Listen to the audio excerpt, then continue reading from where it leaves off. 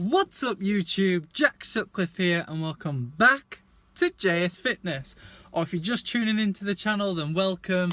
I hope you're going to really like this world exclusive supplement review on BPI Sport, best creatine defined. Now let's just get straight down into it.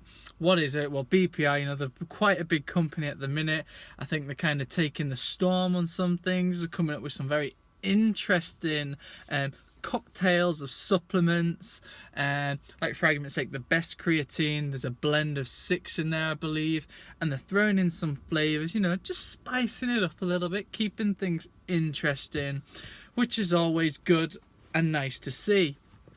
But this best creatine defined is the latest product. Now, for starters, creatine, depending on which form you get, is very inexpensive.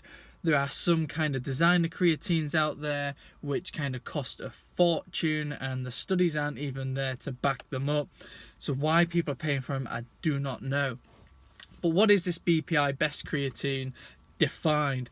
Well, it's got creatine monohydrate in for starters, which is good. It's the leading brand of creatine, that the type you want to be getting in, the most research. Yes, hands down, it works every time, unless you're a non-responder, which in that case, unfortunately, it's not going to be much good for you. The next thing in it that they kind of brag about with this is this zero loading, this zero bloating thing that's in there, which from what I can guess, it's what's giving it the flavour, the colourings, and not making you feel bloated. But I can't really see that justifying the price for it, or even the performance aspect of it, of why you would want that, but that's just my thoughts. The next thing that's in it is something called creatine androyos, or whatever I don't know how you pronounce it, ANDROYOS or something like that. Now what this is creatine monohydrate without the water molecule in it. That's all it is. So it's basically a slightly different form. Now some people do say this is a better form of monohydrate, but at the end of the day, it hasn't got the water particle in it or molecule in it. Not the end of the world. For how much extra you're going to pay for it, it's probably not going to make a difference. I think it only works out about 10% more creatine than you would get in monohydrate. So for the cost, I won't bother wasting your money on it. The next ingredient, and the final ingredient, which is what's making it get the defined label to it, and kind of what's making it stand out from the rest, is this betaine android. Well, like I said, however you pronounce it, from the creatine one, it's betaine, whatever. Now, it's saying that this will help with muscle performance, help people lean out a little bit.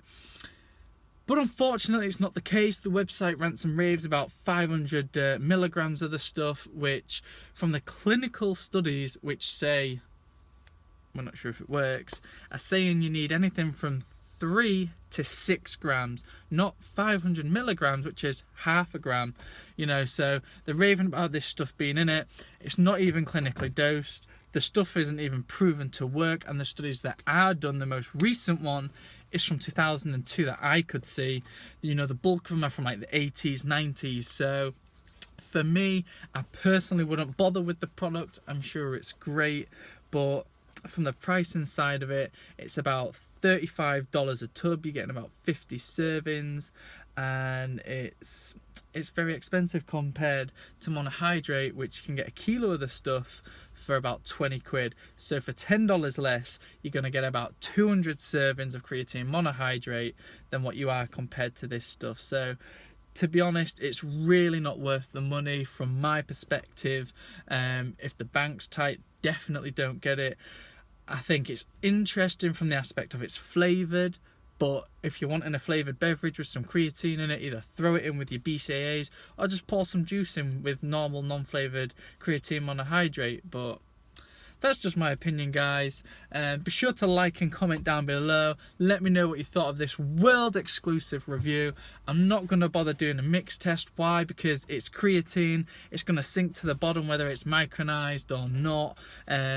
So you're going to get bits in it. I'm sure it mixes well because there's not going to be anything in it to clog it up like you might get from what's it called now, a weight gainer with the multidextrose, which can be quite a clumpy thing and hard to mix. You know, it's got none of that in, so there's no reason why it shouldn't mix very well and then the creatine sink to the bottom. But like I said, guys, just drop a comment down below. Let me know what you thought of it. Let me know what you think of the other BPI products and the flavors, and subscribe to the channel so you stay up to date with everything coming out.